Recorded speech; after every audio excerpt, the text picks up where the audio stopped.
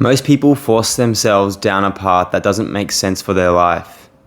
They think, I'm broken because I'm not suited for the popular path. They can't see that it's not them that's broken, but the path they've chosen. People tell you that life is suffering, and that's true to an extent because when someone dies, you suffer, and that's unavoidable. But there's also other kinds of suffering, like running up a hill, for example, is suffering, but that leads to a positive result. And like I said, there are unavoidable kinds of suffering that just happen in our lives that we have to learn to deal with. But there's also a kind of suffering that is self-imposed that doesn't need to be that way. That third type, the negative, unnecessary suffering, is what most people don't understand is most destructive to their lives. And it's because they don't understand the art of allowing. Because you don't need to suffer to succeed. A good life doesn't have to be tough and a miserable grind all the time like the gurus will tell you. It can feel easy and like play. If you hate what you're doing, you're probably doing the wrong thing. Most people force themselves to do things they hate in order to achieve a goal they think they want, only to realize two things. One, they never wanted that goal in the first place. Someone else assigned it to them. And two, they can't sustain the grind required to achieve the goal because they lack passion for the purpose. Working at a goal you care about and a process you enjoy is much easier and creates purpose. So my first ever engineering job was in the railway industry, and I was super stoked to have gotten a job, and a job where, because railways are so broad, you don't have to just do one thing. You can kind of like try different things, and it was good pay and there's a booming industry, frankly, in Brisbane, Australia. And so I thought that this was it for me. So I was stoked. I was keen to learn. I went in with like an open mind. One day I remember there was a guy called Tom G who was around the same age as me, and we were having a concept explained to us by this like rail engineering master. And he was explaining all these like crazy ideas, and I remember I just could not focus for the life of me. I was trying to focus. I really wanted to understand what he was saying. I wanted to learn, but I just could not pay attention. I was angry with myself when I couldn't focus because it was my dream job. I wanted to know, and I just was saying in my head, like, why can't you focus? But when I reflect on it, I realized that I couldn't focus because I didn't care about it. I wasn't interested in railways at all. I only took it because it was a job opportunity and I was excited. I was young. And I was trying to force myself to understand these concepts and to learn these things that I really did not care about. And the whole time I worked in that industry, I was forcing myself to care and to try so that I could give myself a good chance and a good career, so I could thank the people who gave me the opportunities, so I could stop searching for a career, so I could just be done with it.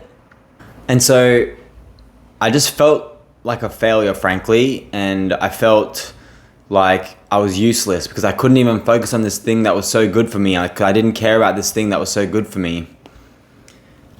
And then Tom G, the guy who I was with, asked a follow-up question to what Pavan was talking about.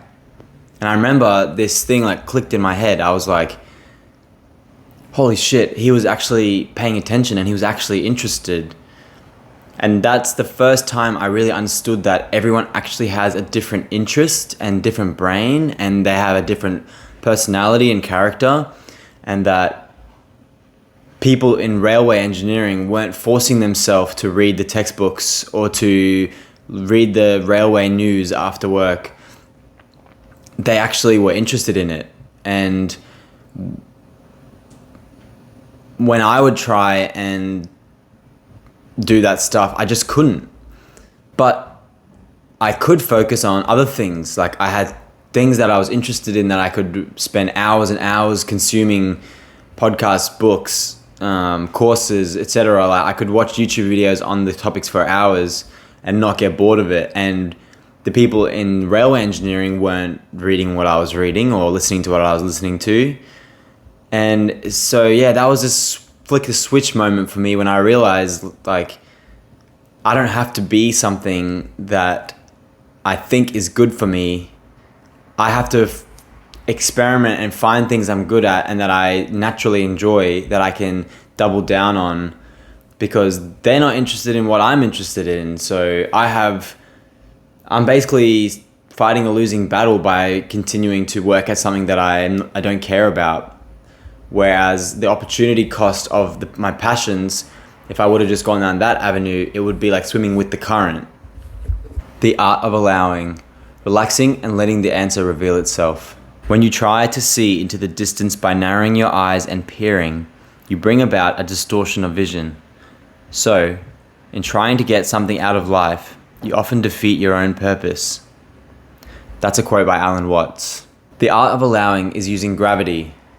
And what I mean when I say gravity is when you think about pouring a glass of water onto a hill, it just pours down the hill in whatever path it finds is easiest to take. And if you don't know what to do in life, or you feel like you're fighting against something or pushing through resistance, then you need to approach life like the water approaches the downward slope of the hill. You need to just try different options and different routes and be high in trait openness and just be completely open to new experiences. And it doesn't matter which path I go down because I don't know which path I like yet. Brené Brown says, "Let go of who you think you're supposed to be and embrace who you are." Because people have these like hypothetical ideas and dreams and goals that they have of their life, but they don't think about if that dream is suited to who they are. Like, just because they've seen someone in like a desirable situation, they think that if they're in that same desirable situation that they'll enjoy it. But let's say you're idolizing someone with a yacht, but you get seasick, so you don't really want a yacht. So that's exactly the point here. A great example and something that you see all the time is in health and fitness.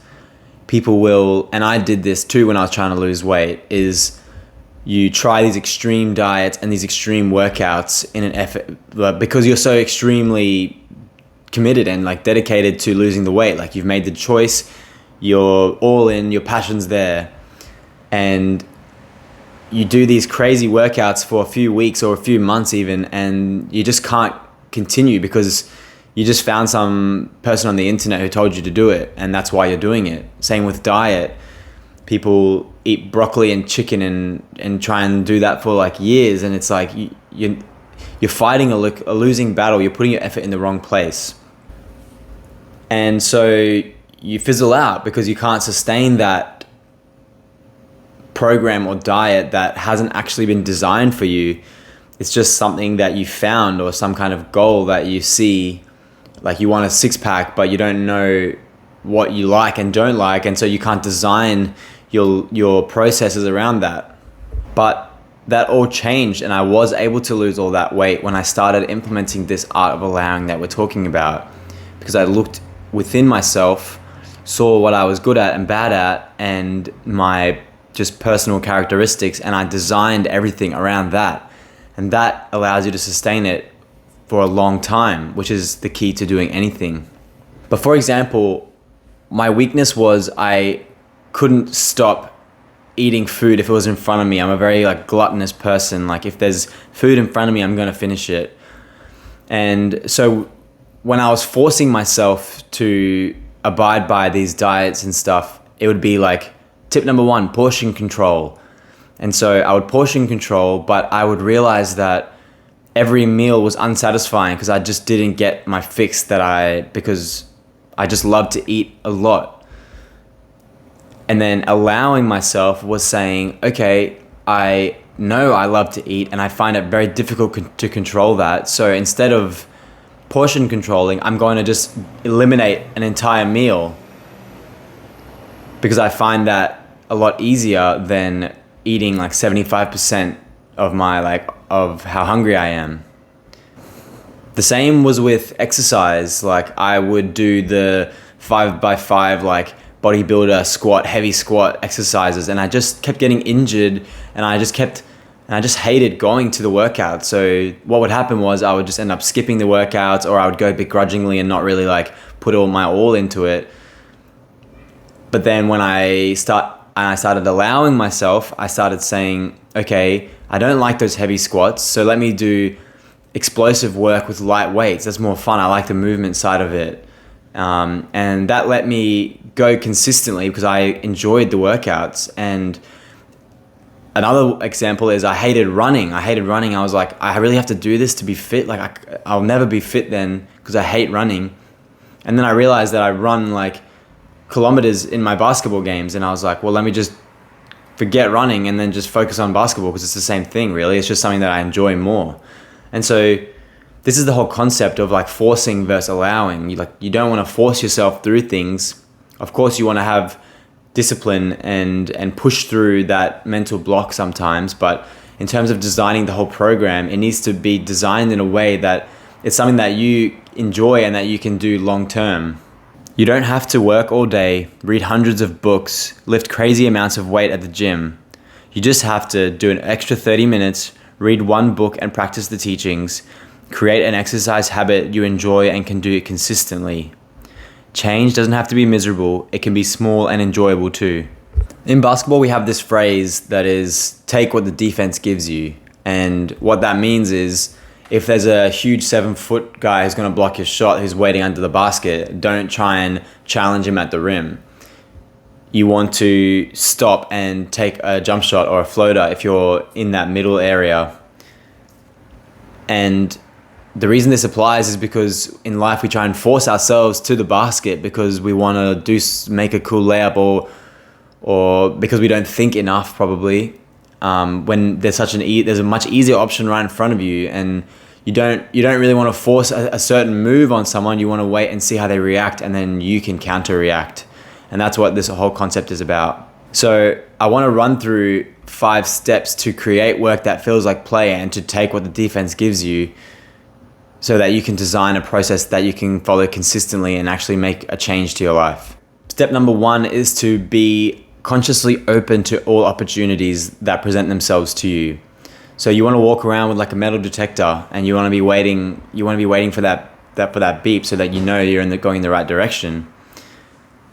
And you don't know what each opportunity is going to give you. You can't really foresee what that opportunity is going to bring for you later and down the line. Like, I moved into a new house, and someone from that house ended up becoming one of my best friends and then got me a job that I much prefer to my previous jobs.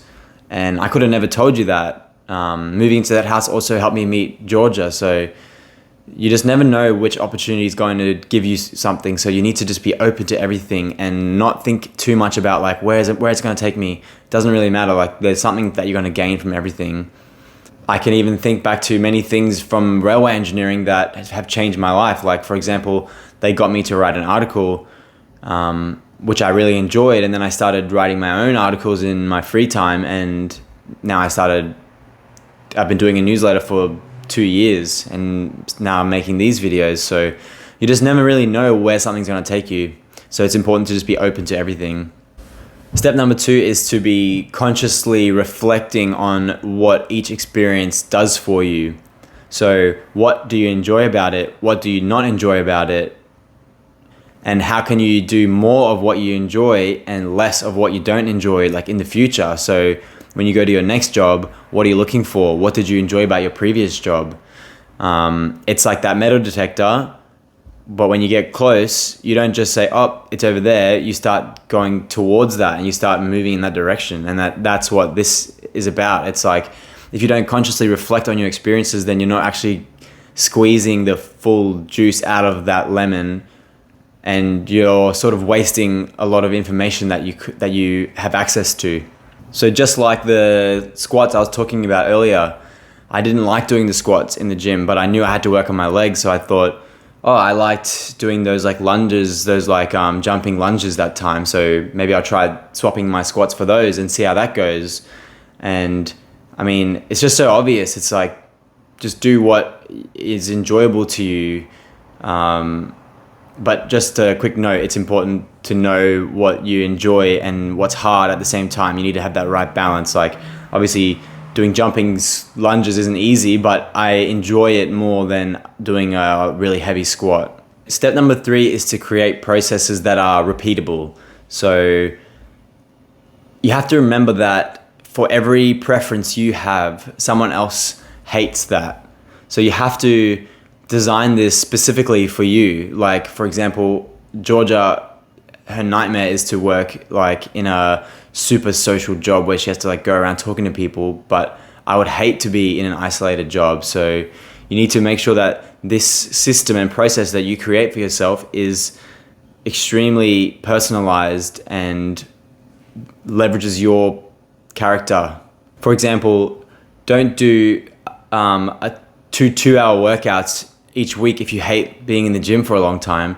Do 20 or 30 minute workouts and try and do them more consistently if that's your preference. Maybe you like going to the gym less and spending more time there. Well, then you should do that. Same with a job. If you don't like sitting in an office all day, find a job you can be out on site a little bit and get a bit more of a balance. You just got to create systems that don't feel like a miserable grind for you. Just create things that you feel like, oh, this isn't so bad. I could keep doing this, because that's way more important than doing it a couple of times and then calling it quits. Once you've got that system and processes in place, step number 4 is to just do them for a long time, but don't be afraid to pivot a little bit during that. And what I mean by that is, if you swapped those squats for the jumping lunges, later down the line, you might say, you know what, these jumping lunges aren't really doing it for me. Maybe let me try squatting on a Bosu ball or something like that, and then keep experimenting. You know, it's never like a set process. Or if you're doing a diet and you get sick of a certain meal, don't just quit the diet. Like, try and swap things around and just keep doing it. Keep at it for a long time. This process is iterative, and it's the longer you do it, the more compounding gains that you get. Step number 5 is probably the most important step, and that's to practice allowing in everyday small moments, because being able to master this art of allowing in like large situations is not that easy, and it's going to take some practice. And the most bang for buck you'll get and the most return on investment is going to be in those small moments in your everyday life. So my favorite thing to do is to remember that Alan Watts quote about squinting. Like, the harder you squint, you try and force something, you really want to think about it, but the more you relax, the easier it will come to you. Like, when you can't think of a word on top of your head, on top of your tongue, and then you're like, okay, I give up, and then boom, it comes to you, because you're not straining yourself to think about it. You're just allowing it to come naturally, and that is just how we work as humans. We humans don't shy away from hard work. We actually love hard work. It's working hard at things we never wanted that create the suffering. In summary, don't force your square self through a circular hole. The art of allowing is witnessing who you are, what you like, what you're good at, and designing your systems and your whole life around that, and chasing something that makes sense for you, not just that something that is good. This is how you make a good life easy. It's not saying I'm broken. It's saying the path I'm on is wrong, and I need to find a way to realign myself. And that's going to take a long time, but it's a worthy pursuit and a worthy long-term goal.